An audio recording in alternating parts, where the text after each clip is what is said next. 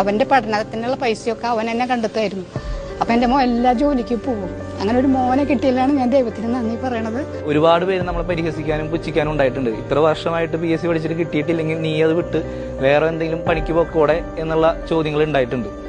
അപ്പോൾ അന്നെല്ലാം നമുക്കൊരു മറുപടി പറയാൻ നമ്മുടെ കയ്യിൽ ഉണ്ടായിരുന്നില്ല.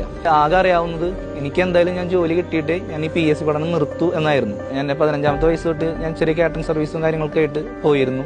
ഇന്നൊരു ജോലി ചെയ്യുന്നില്ല, ഏത് ജോലിയും എനിക്കറിയാവുന്ന അല്ലെങ്കിൽ എന്നെ കൊണ്ട് ചെയ്യാൻ പറ്റുന്ന ഏതൊരു ജോലി ഞാൻ ചെയ്യാറുണ്ട്. LD ക്ലർക്ക് പരീക്ഷയ്ക്ക് ഫോക്കസ് ചെയ്തിട്ടാണ് പഠിച്ചെങ്കിൽ കൂടി ബാക്കി അതിന് ശേഷം കിട്ടിയ എല്ലാ ജോലിയും ബോണസ് ആയിരുന്നു. ഏകദേശം 6ഓളം റാങ്ക് ലിസ്റ്റിൽ നിലവിൽ പേര് വന്നിട്ടുണ്ട്. അതിൽ ഏറ്റവും മുന്നിൽ റാങ്കിൽ വന്നിട്ടുള്ളത് 3ാം റാങ്ക്. ബീറ്റ് ഫോറസ്റ്റിന്റെ ഫോറസ്റ്റ് റിസർവ് വാച്ചർ എന്നുള്ളൊരു തസ്തികയിൽ എനിക്ക് 3ാം റാങ്ക് ആയിരുന്നു. അച്ഛനും അമ്മയും സത്യം പറഞ്ഞാൽ അച്ഛന് കരച്ചിൽ വന്നിട്ട് അച്ഛൻ പോയി. അമ്മ കെട്ടിപ്പിടിച്ച് കരഞ്ഞു. കാരണം അവർ ഒരുപാട് നാളത്തെ വലിയ